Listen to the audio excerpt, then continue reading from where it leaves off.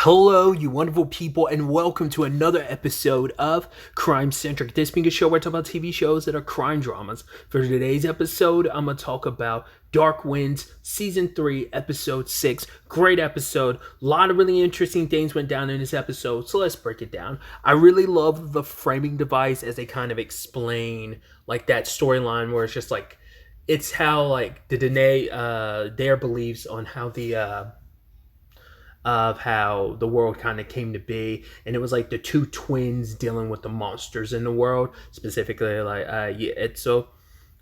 using that as a framing device to kind of coincide and parallel Leaphorn's journey in this episode. It immediately gave me the same energy. If you've seen Blue-Eyed Samurai, I won't spoil it, but it's Blue-Eyed Samurai had a similar framing device for its 5th episode of season 1. It is so good, and I love how they implement it in this episode too. Because I saw some elements I remember coming across, like I like, you know, what's the word I'm looking for? I skimmed the trailer because I was looking for a thumbnail a while back, and I saw this scene where like Joe's in a chair and Sylvia's in front of him, and then he like has like this trippy moment where he falls back in the chair, and I felt like, oh, it seems like this season's going to be trippy, and that's because this whole episode is kind of not the whole episode, but a good chunk of it is like a fever dream, because Joe ends up tracking down George, and it's like, yo, we got to get out of here, and he takes an arrow to his neck when we get back to the beginning of episode 1, and that ended up being like maybe hallucinogenic or whatever it was on that arrow, and it made him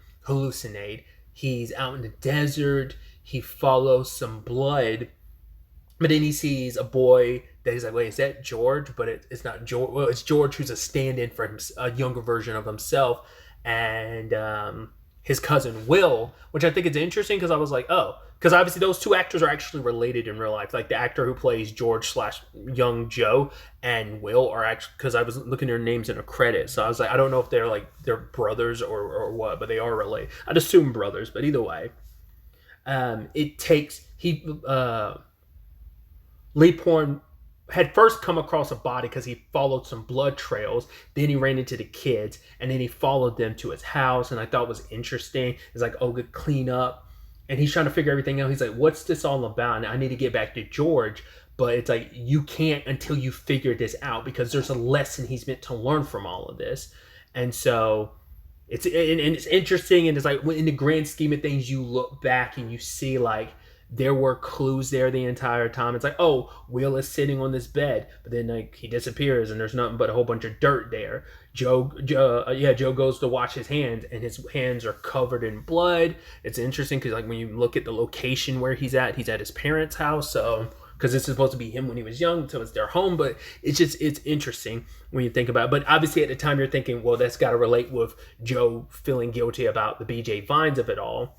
But then it turns out like this priest had died, and the guy's like, oh, no, you have to solve my murder first before you get out of here. Especially when he was like, yeah, your dad used to bring me here all the time. And obviously with the opening being like, oh, you know, the warning about like, oh yeah, there's child abuse in this, you were like, oh, priest and everything, and you're like, them being indigenous and everything, you're like, oh, that's, oh god. Because I was wondering if it actually happened to Joe, because we do know he went to like a Catholic school, so I was wondering, did that happen to him? But it's like, no, it happened to his cousin Will, though, as well as so many others. But that's the complicated thing of, people aren't going to listen to you because your people aren't going to be taken as serious about this stuff, you know. And so at the same time this is all going down, Joe is slipping in and out of consciousness, waking up enough because George is shaking him. He's like, George, take my gun. Do you know how to shoot it? Defend yourself and run to my truck. It's like, but what about you? It's like, no, just leave me behind. And he passes out again. Then at one point he's handcuffed in a precinct, in a police station, and Emma won't give him the key because for her it's like, I've been asking you to build a fence. Look at this. Look at my vegetables. Like, things keep coming in to get my vegetables. Like, you're making promises to me, and what do? It's always going to be another case. It's going to be this, and being that like our home is a mess, our marriage is a mess. That is just because Joe. And that's how Joe deals with stuff. Like, he works to kind of overcompensate and not deal with stuff. And it's what Emma called him out for like last episode, where it's just like it wasn't just you going through pain. You dealt with what you had to do when it came to JJ on your own, but I was here suffering too because it was our child we lost. You didn't go in this alone, but you never reached out to me. You rather like not wallow, but like you bottled a lot of that up and you dealt with it by working. And it's like, maybe if we had talked, if you had come to me and like we really, really talked, then maybe we could have avoided a lot of this. You wouldn't have had to shoulder and like harbor so much of that on your own until it became toxic and it ate away at you, and it kind of led to you doing what you did with BJ Vines. Once again, you didn't pull the trigger on him, but you didn't leave him to die. You knew what was going to happen, but you didn't care. You were just so angry you wanted to get rid of him. And Emma doesn't give him the key. In fact, she swallows it and leaves him behind. And like I said, the interesting parallel too of like the twins, obviously they went off to fight the monsters. They I think it was their grandmother, they went to her. She was the Spider Woman who told them to go see their father, like he was the son, and he gave them the weapons that they needed. One of them was like Sunbeam, and I forgot what the other one was. I think it was maybe Lightning and Sunbeam. I can't remember, but they had these weapons to fight Yitzo, but despite everything, their weapons weren't strong enough. It is interesting. Go ahead and finishing that story. I do think it's interesting, like this, and obviously at that time, it's like Joe is trying to fight off Yitzo, like or someone pretending to be Yitzo, turning into a struggle. He gets his leg cut up. He's able to defend himself a little bit, but it's just kind of like at this low point in the story too, especially with like him and his like trippy state where he's thinking in his head, he believes he's the one that killed the priest because he's like, I know what he was up to and no one was going to listen to me, so I took actions into my own hand. And he's like, I killed the priest. But then the priest was like, you didn't do it, Joey. Like, he's like, I did. He's like, no, you didn't. This isn't how it went down. You know who actually did it. And the moment he said that, I was like, Joe's dad, he did believe you didn't. But even Joe's dad was like, no, I initially didn't believe you, but then he looked into it and found out the truth of it. And he's like, I spent like the next 9 days afterwards like investigating this, going to everyone I could, the judge, this and that, anyone that would take this seriously. But Joe's like, well, why didn't you just arrest him? He's like, I couldn't. I was, I'm me, and they were never going to let me arrest some white man, let alone a priest. Because that ended up being this interesting thing, especially like how Sylvia plays her role in this, where she comes to Joe. It's like, oh, what are you going to do? Just lock him up? It's like, well, you're a cop. You can do something about it. Like, get like the feds involved. And she's like, no, he's a priest, and that's just going to be an uphill battle, if a battle at all. And she talks about the whole thing of how you view him as a monster, and she had, oh god, what I'm gonna mess up on some of the details, I'm sure, but it was this interesting thing where it was just kind of like, yeah, he's done a terrible thing, but it's the thing of he doesn't deserve. You are a cop, you're supposed to investigate. It's just like, because yeah, he's a priest, so he's a good man. BJ Vines is a rich person, so he's a good man. And people aren't going to be happy if they know, like, oh, like you killed a quote unquote good man, a man of God, for the purposes of, well, he did something, but you can't necessarily prove it. Even though Joe was like, no, I saw him, I know what he's done. And it's like, you still have your obligations, your duty as a cop, that even if someone shitty and terrible gets killed, you still have an obligation to investigate it and kind of give it your best. It is that complicated conundrum of being a cop, having that badge, that it's just kind of like, you don't get to just pick and choose who you decide. I mean, you can, but that's shitty of you, but you're supposed to kind of investigate everything evenly. Like I said, even terrible people deserve justice in a weird way. But that's the effed upness of like, but no one cared about his victims. Now we have to care about him. I mean, same thing, exact point with BJ Vines, where it's like he was rich and powerful and he was able to just get away with all that he did. He killed people just to serve his own purpose, and he didn't really show any remorse. He only showed fear when it came his own time, because he never thought he would get punished. He was assumed, wrongfully so, that he'd get away with it because his power and money would allow him to, and he was able to get away for it long before, as Joe puts it, real justice. And I even love, like, well, what is real justice? What makes it real justice? It's only real justice because you're enacting it out, but like, that term of real justice can vary from person to person. It's like, what you got was revenge, and and in some people's eyes, revenge is real justice because the justice system, and even Sylvia says it, like, it's not perfect, but it is the system we have. Like, what other choice we have? But he was like, real justice, real justice. She's like, well, what is that? At the end of the day, because that varies from person to person, and even your real justice is not legal. So even Sylvia like pushes him in the chair, and he's like, are you going to arrest me? She's like, no. And he's like, are you going to shoot me? She kind of laughs and does the finger gun bang again, and then he falls back. I also think it's interesting with everything too that George still came back for um, for Joe, because he was like, man, I'm not going to leave you behind. Ends up kind of putting a wrapping around and tying up Joe's wound, but that in itself had made him pass out again. In the grand scheme of things, it is a sad thing that history has a tendency to repeat itself, that Joe would follow his father's footsteps and do the exact same thing his father did.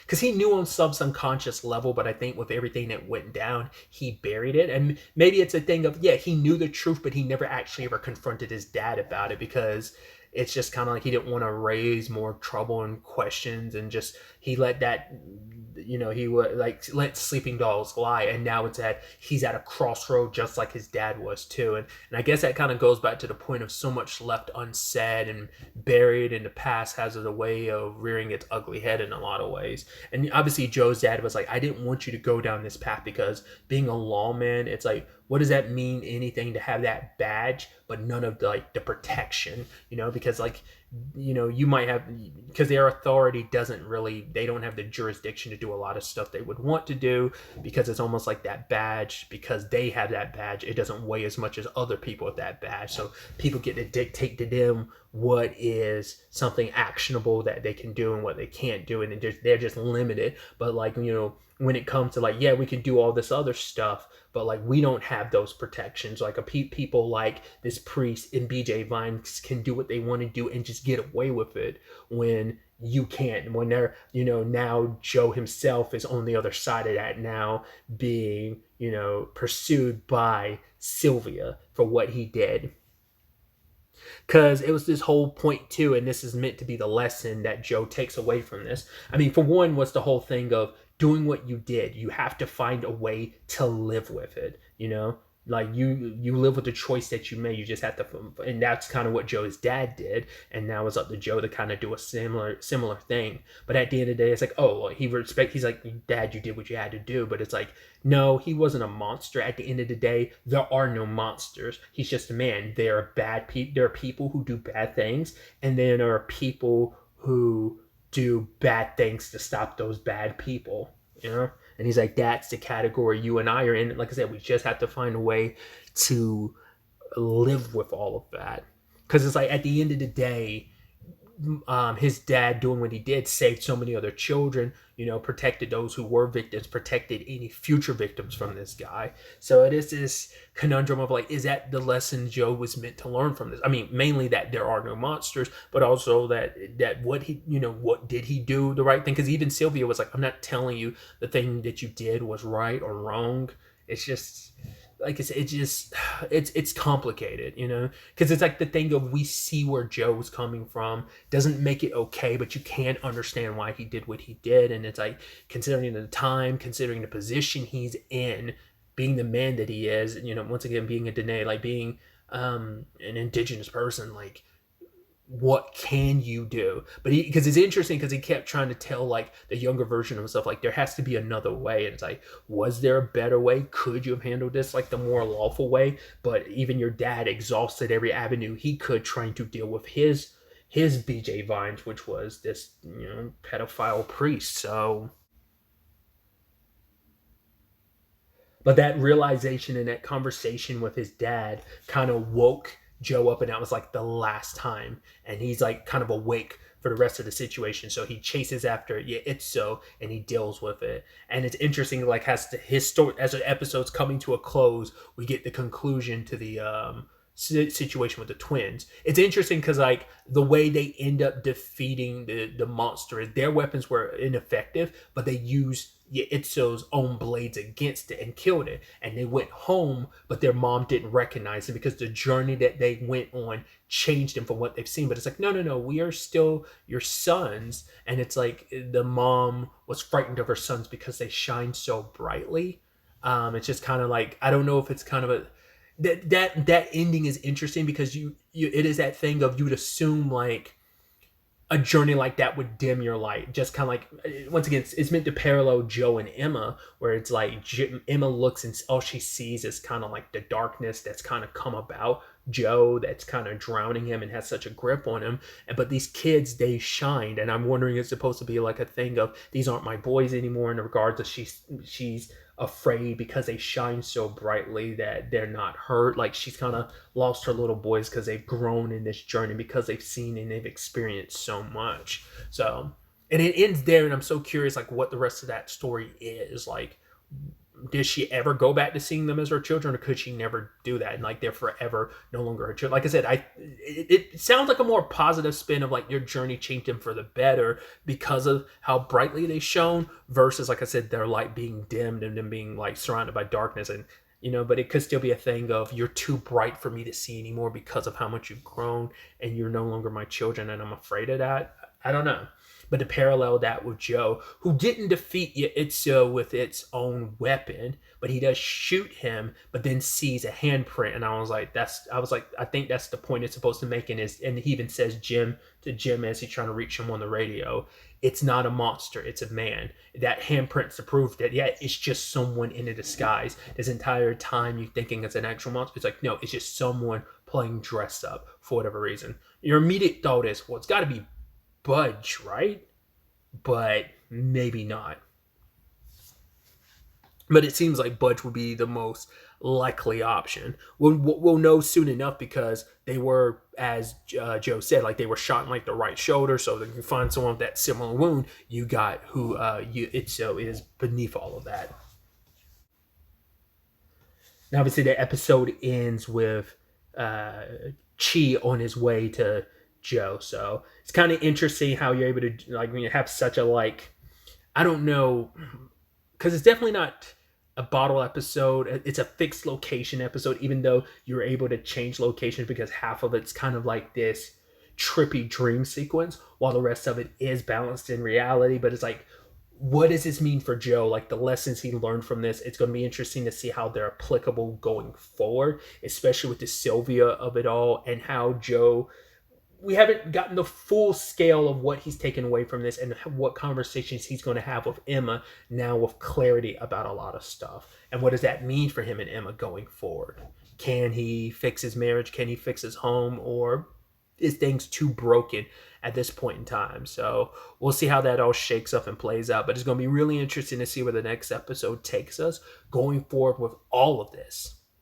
But really, that's all I wanted to talk about. Till the next time we meet, be happy, be safe, live life to the fullest, and enjoy it. Good day and goodbye.